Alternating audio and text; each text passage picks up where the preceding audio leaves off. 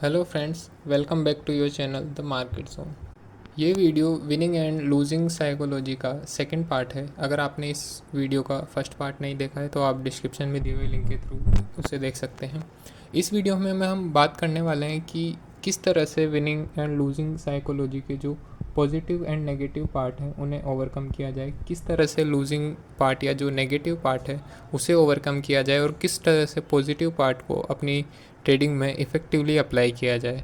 सबसे पहले हम बात करेंगे कि किस तरह से लूजिंग साइकोलॉजी या जो लूजिंग पीरियड होता है उसके नेगेटिव इफ़ेक्ट को ओवरकम किया जा सकता है। So the first point to overcome the consequences of losing period is accept the losses. मतलब आप अपने लॉसेस को एक्सेप्ट कीजिए। आप ये समझें कि लॉसेस ट्रेडिंग का एक पार्ट है। लॉसेस आपके होंगे, ऐसा नहीं है कि आपके सारे ट्रेड सही जाएं। आपके कुछ ट्रेड सही जाएंगे, कुछ ट्रेड गलत जाएंगे। जो ट्रेड्स गलत जाएंगे उनमें आपको लॉसेस होंगे, इस वजह से आपको लॉसेस फेस करने ही होंगे। लॉसेस ट्रेडिंग का इंटीग्रल पार्ट है, इन्हें ट्रेडिंग से अलग नहीं किया जा सकता।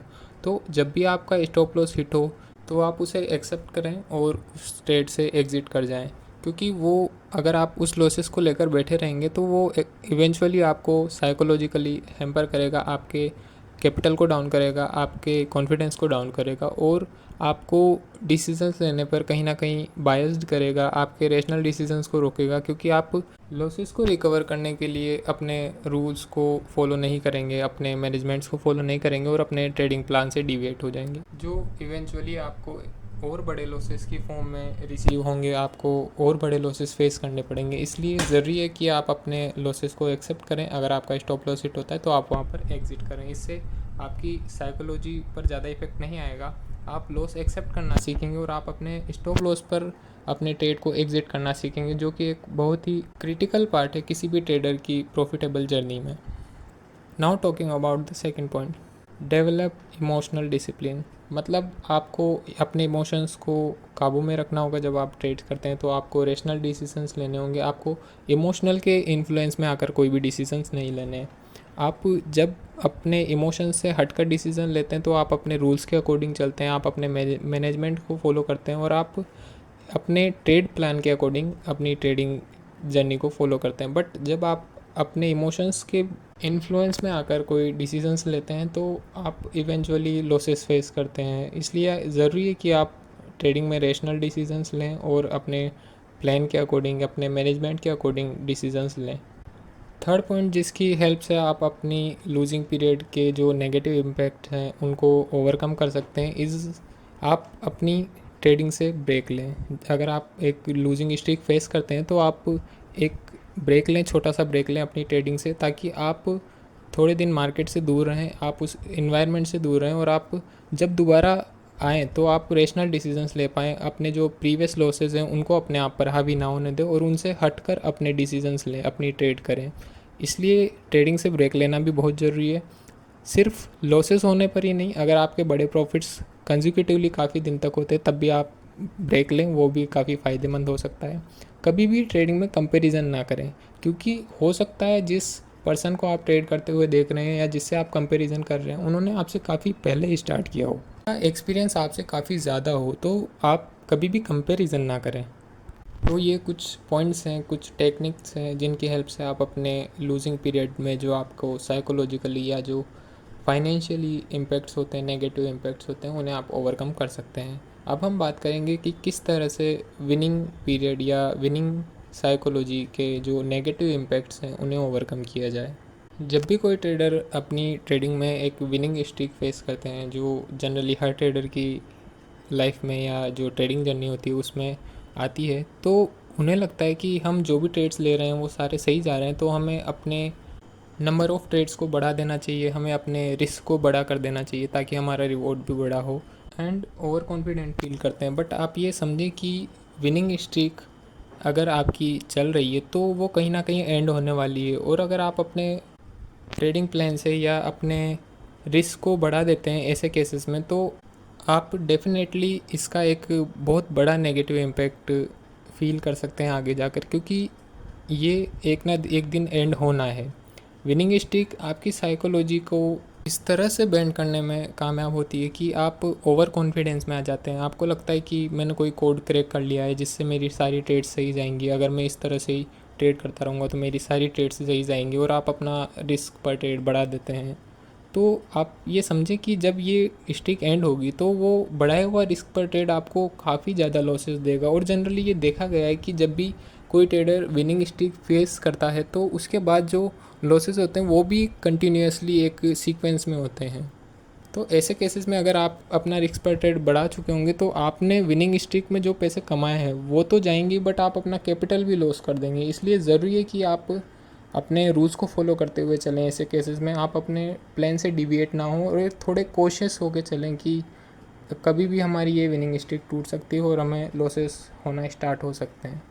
आप हमेशा विनिंग और लूजिंग को साइड में रखकर प्रोसेस पर फोकस करें, क्योंकि प्रोसेस ही आपको इवेंचुअली विनिंग ट्रेडर बनाएगा। आप रैंडम चीज़ें करके या ओवर एक्साइटमेंट में आकर, ओवर कॉन्फिडेंस में आकर ट्रेड करके आप एक अच्छे ट्रेडर या एक सक्सेसफुल ट्रेडर नहीं बन सकते। आपको स्टेप बाय स्टेप चलना होगा, आपको स्टेप बाय स्टेप ही अपना रिस्क रिवॉर्ड रेशो बढ़ाना होगा, अपना रिस्क पर ट्रेड बढ़ाना होगा, और स्टेप बाय स्टेप ही आपको अपनी ट्रेडिंग साइज़ बढ़ानी होगी। आप ऐसा नहीं कर सकते कि आपकी विनिंग स्ट्रिक चल रही है तो आप अपनी ट्रेडिंग साइज़ बढ़ा दें, आप अपनी रिस्क पर ट्रेड बढ़ा दें ना हो। अब क्योंकि आप समझ चुके हैं कि कैसे विनिंग और लूजिंग स्ट्रीक में जो हमारी साइकोलॉजी पर नेगेटिव इम्पैक्ट्स होते हैं या जो ओवर कॉन्फिडेंस हमें विनिंग स्ट्रीक की वजह से आता है, उसे हम कैसे ओवरकम कर सकते हैं।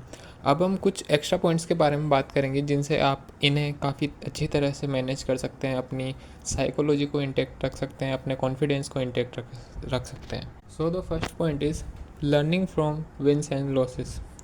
आप ये समझें कि जब भी मार्केट में आप किसी ट्रेड में सक्सेसफुल होते हैं या आपका किसी ट्रेड में लॉस होता है तो उसमें कुछ ना कुछ लर्निंग्स हमेशा छुपी हुई होती है। अगर आप जीतते हैं किसी ट्रेड में, आप प्रॉफिट करते हैं, तो उसमें ये चीज़ें छुपी हुई है कि आपने अपने रूल्स को फॉलो किया या नहीं, आपने अपने सेटअप पर कॉन्फिडेंस रखा या नहीं, आप अपने मैनेजमेंट्स को फॉलो कर पाए या नहीं।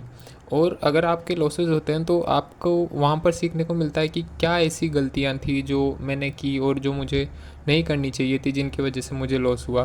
तो हमेशा अपने विनिंग से भी सीखें और अपने लॉसेस से भी सीखें। लॉसेस से सीखना आपके लॉसेस को कम करेगा और विनिंग से सीखना आपकी विनिंग्स को बढ़ाएगा, आपकी प्रॉफिटेबिलिटी को बढ़ाएगा। The second point is maintaining discipline.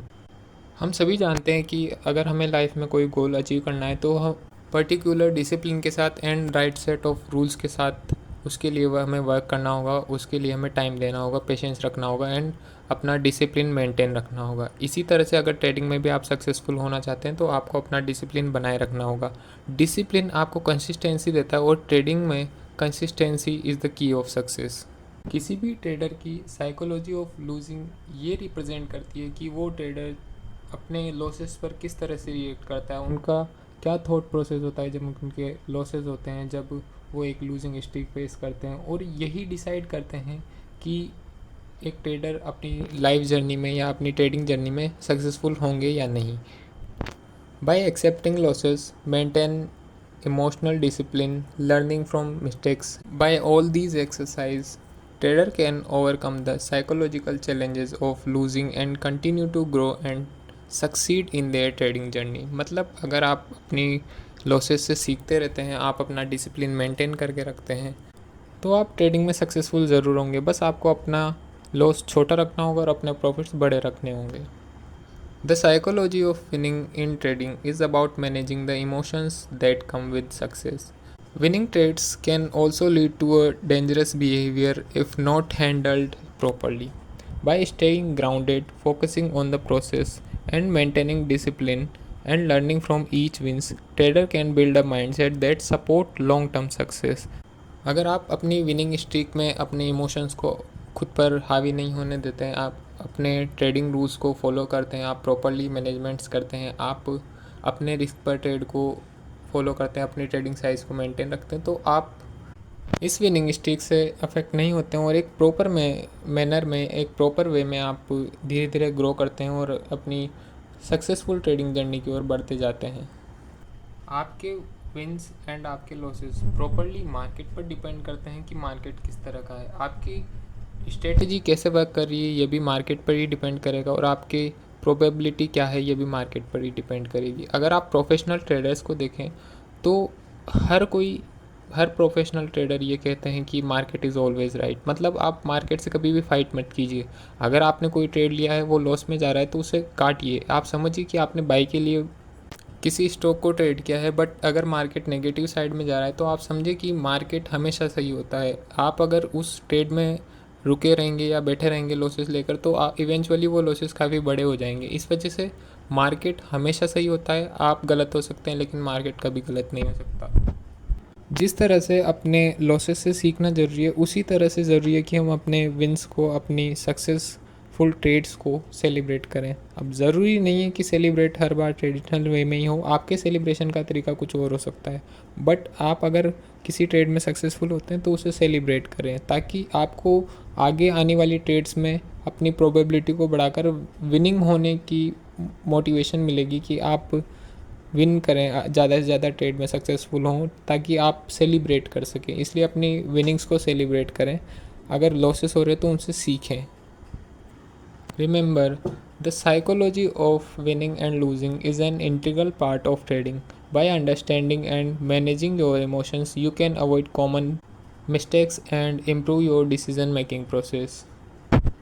अगर आपको ये वीडियो अच्छा लगा तो हमारे वीडियो को लाइक और शेयर करें। अगर आप एंजल वन या फायर्स में डीमैट अकाउंट ओपन करना चाहते हैं तो आप डिस्क्रिप्शन में दिए हुए लिंक के थ्रू अकाउंट ओपन कर सकते हैं। और अगर आप इस प्रेजेंटेशन की PDF डाउनलोड करना चाहते हैं तो आप डिस्क्रिप्शन में दिए हुए लिंक के थ्रू डाउनलोड कर सकते हैं। Thanks for watching.